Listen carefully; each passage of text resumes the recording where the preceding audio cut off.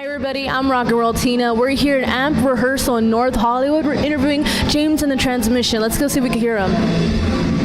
Can you hear them? They're in there.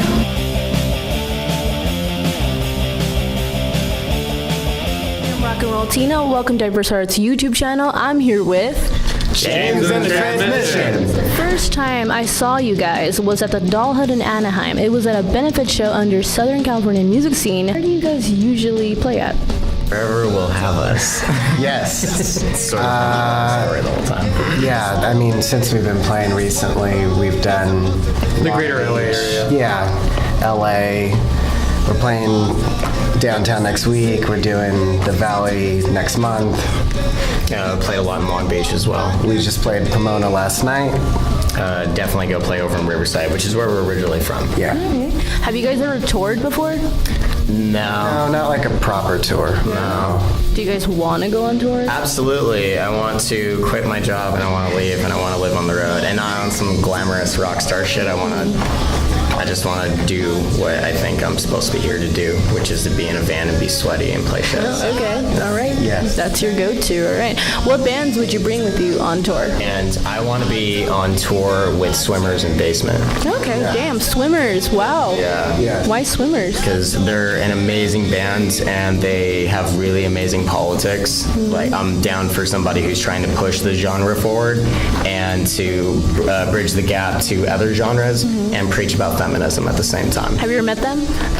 Yeah, a couple of times here and there, briefly. They're cool people? They're incredibly nice people, yes. Nice, all right. What about you guys? Who would you bring?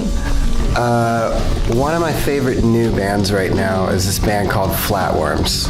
They're amazing. Nice guys too. Kick-ass LA punk rock band. Yeah, I would love to do a few shows with them. That'd be great. They give a shit, they mean it. Yeah. Obviously, Yeah. Swimmers and Basement mean it. That's why they're in the position they're in. But like, We saw them open for Marked Men, and they were the band that was opening so early they weren't on the ticket, and by the end of it there was no not paying attention to them. They were genuine demanding. people too. Like we Yeah. went and talked to them after, and we got like a free 7-inch and a beer. Yeah, he Yeah. gave us his record for free. It was Right. So cool. Do you guys believe it's worth it networking in the music industry and stuff like that? Yes. Totally. Yeah. I think a big problem is that a lot of bands don't want to talk to anybody. They think they're cooler than the other bands. And every successful band that you could think of, when you think of Nirvana or Green Day or whatever, they came from a scene where people supported each other, and there were a lot of bands, a lot of people doing that.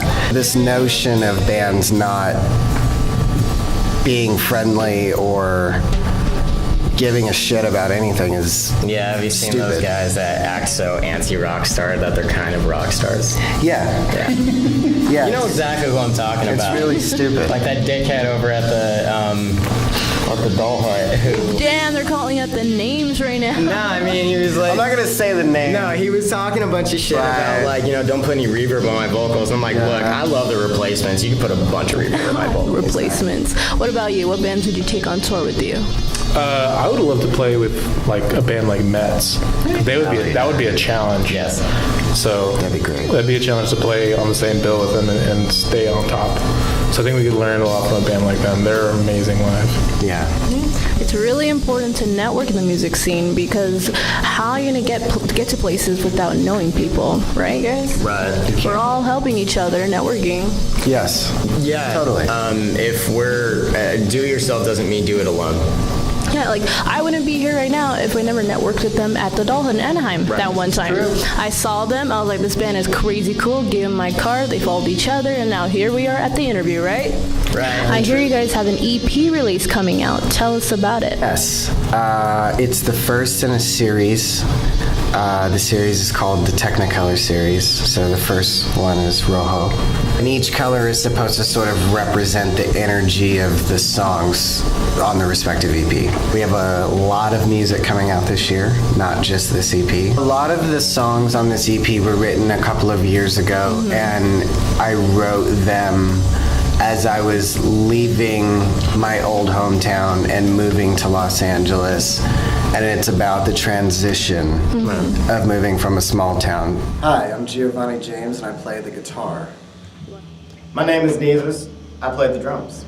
My name is Antonio. I play bass.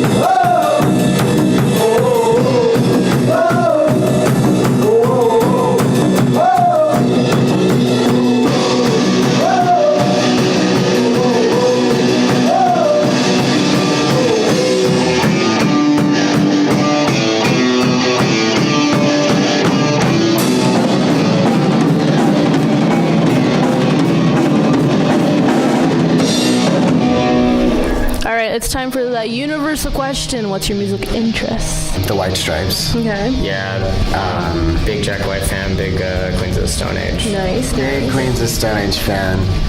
Big Green Day fan. Yeah. That's amazing. I've been a Green Day fan since I was 5 years old. Yo, let's talk Green Day. Seriously. I've been to, I've lost count. I mean, Nico sang with Green Day. Yeah, Billie Joe kissed me one time. Oh my god. I once screamed for Billie Joe and they looked at me like, what the fuck? And then I was like at the window and I pushed a bunch of girls out of the way. It was in Hollywood. This is another story. I'll tell you guys the story off camera. Yeah. I'm curious. It's gonna be funny. Yeah, but we'll have to compare and see Yeah. I was never kissed by Billie Joe. No, he was very, very drunk, so... Even better. Let's clarify. Yeah, sorry. Not trying to... This wasn't at a bar. Okay. We went to go see... No, it's not. We went to go see Foxborough Hot Tubs at the Roxy. Nice. Sat on the sidewalk all day, got in. For like 12 hours. And... Got on the cover of Kerrang. We weren't on the cover. We were in Kerrang. We were featured in Kerrang magazine that day. Which is weird. He was like, have you heard of Kerrang magazine? I was like, what? Of course. Why are you at? Like, yes, take the picture. It was so weird. Like the guy. You're welcome. Do you guys have that picture? Yeah, we do. You guys gotta show me that picture. Send it to me so I can post it right here in this video right here. It's right here. Years younger. Oh man.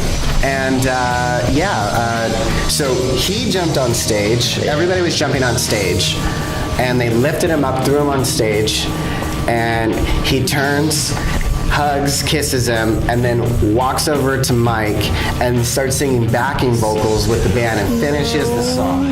Yeah, he like let me. He was like, "Do you know these words?" I said, "Yeah." He said, "Okay, man," because they were all just fucked up. He puts his hat on Mike, jumps back into the crowd, and then Mike throws the hat back to Nico. Everybody claps. It was awesome. It was amazing. It was one of the best moments of my life. I jumped on stage thinking, I want my moment. I sat on the sidewalk all day. And I'm turning to hug Billie Joe, and all of a sudden I feel someone pull my jacket. And I'm like, what? Security? What? Security pulls me and throws me off the stage. And I land on this girl.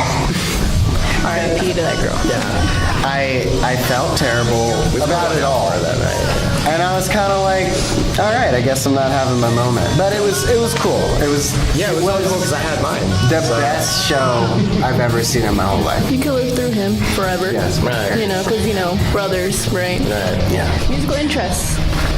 Oh, God. Well, when I grew up with a lot of Latin music, like rancheras and mariachis. But I kind of, as a kid, didn't appreciate it. I'm only now, as an older adult, as an old man, I started to appreciate it a lot more. System of a Down, Black Sabbath, Metallica, and like the Mars Volta. And it was Nice, Mars Volta. and it was just like this weird kid who was just like tall and Has on the big Dickies cardboard shorts. yeah, the big. And did not have this beautiful haircut that he has right now. No. You have long hair. Oh, I used to have He long used to hair. have really long hair. He so- also has amazing long hair. It was not that cut either. Do you guys have pictures of yourself when you're younger? Oh, dude, hold on. Wow, get the NWA hat.